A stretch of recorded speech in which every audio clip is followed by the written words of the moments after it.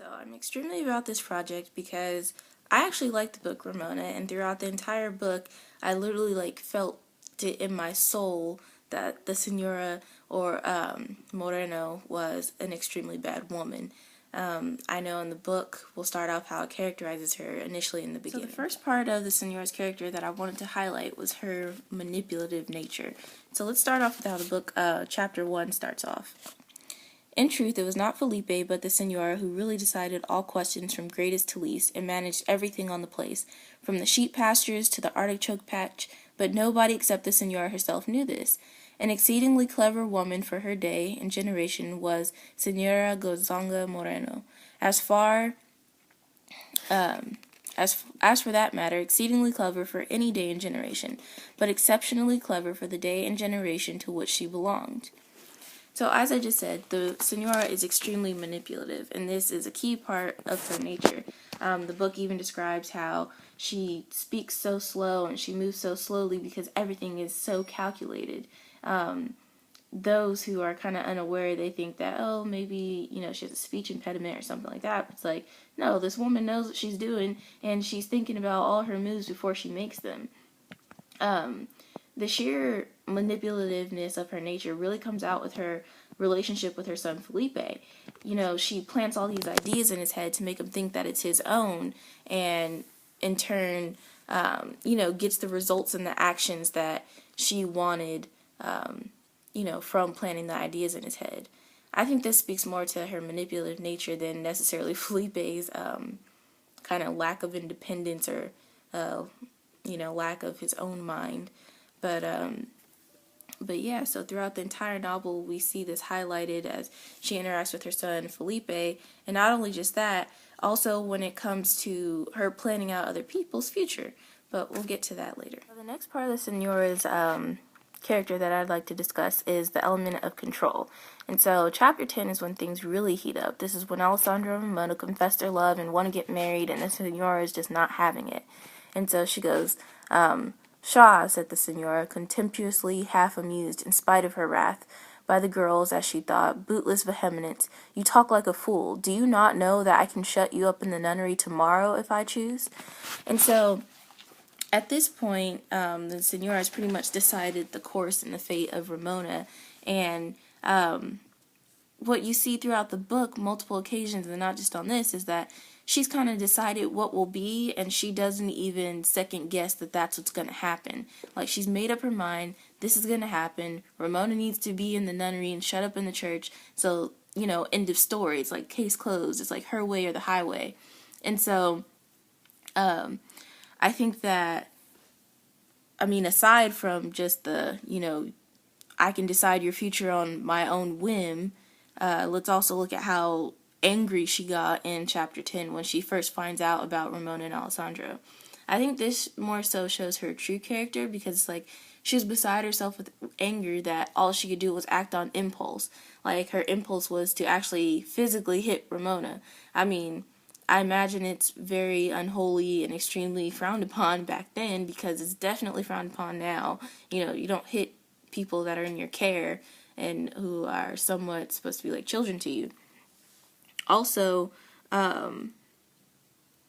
even though the Ramona flats out says that, she's glad, this happens on page 139, by the way, that even though the disgrace of Ramona isn't what she thought it was, she's still angry that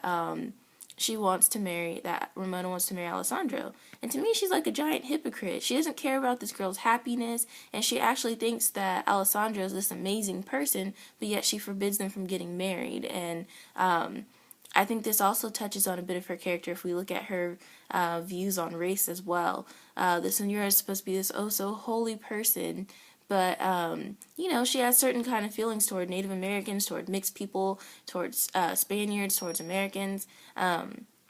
Granted, some people may think that her feelings toward Americans are justified, but just even looking at the difference between what she views Native Americans and Mexican people, she's steadily treating the Native Americans like, little puppet people who don't even, she treats them in a childlike manner, and it's always distinguishing Alessandro as not like a Native American, instead of analyzing the fact that maybe your ideas of Native American people are wrong. And I just think that by categorizing and making these constant distinguishments between the different races, that's not necessarily, such a holy characteristic trait that she tries to presume. So lastly, I want to talk about the third characteristic that I found in Senora Moreno, which was deceit. So I'm going to start off with chapter 13. This was the plan she had determined in her own mind. Instead of this, Alessandro was not to be overseer of the place. Ramona would not go to the convent. She'd be married to Alessandro, and they would go away together. And the Ortegna jewels, well, that was a thing to be decided in the future. That should be left to Father Salvierderra to decide. Bold as the Senora was, she had not quite the courage requisite to take that question wholly into her own hands.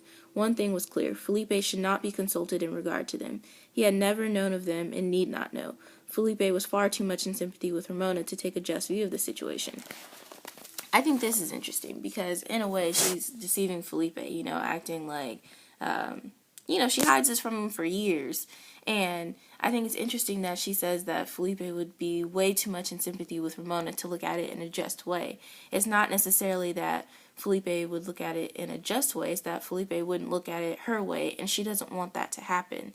And I know you see later on she's held on to these jewels this entire time, and I think ultimately she planned on kind of telling Father Salvador, and as she got closer to death, she kind of wanted to repent or have atonement for her sins. And so it was a huge blow when Father Salvador died, and she couldn't, get this off her chest. And so literally on her deathbed, she's like choking almost with anxiety and despair that she won't finally get to tell Felipe about these jewels. But it's almost her own fault for waiting so long.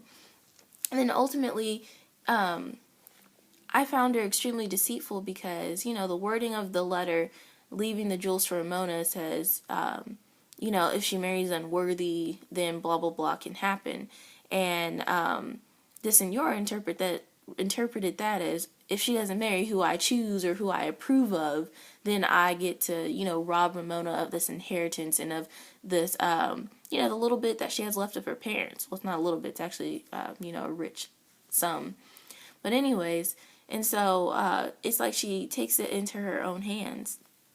And ultimately she does Ramona wrong and could have saved her a lot of strife, if you think about it, if she had not been so, things go my way or no way at all. Ultimately, Ramona had, she was supposed to be almost like a foil to the Senora. She was this good, beautiful, just almost perfect woman, and the Senora, is evil, old, and all this other things like that. But I just, to me, I feel like people who are mothers have like this motherly instinct, and they're able to love people and at the very least have some sort of affection for them. Ramona's been living with the Senora for like 19 years, and she can't stand the girl. And so, to me, that speaks volumes about the type of person that she is. And just the fact that she was willing to rob Ramona of her inheritance and all the strife that she was willing to put Ramona through as long as it didn't align with her own goals for what was to happen, that just kind of showed to me like a truly jacked up nature. I mean, to me, the Senora is almost on the same level as like Cruella de Vil. And that's all.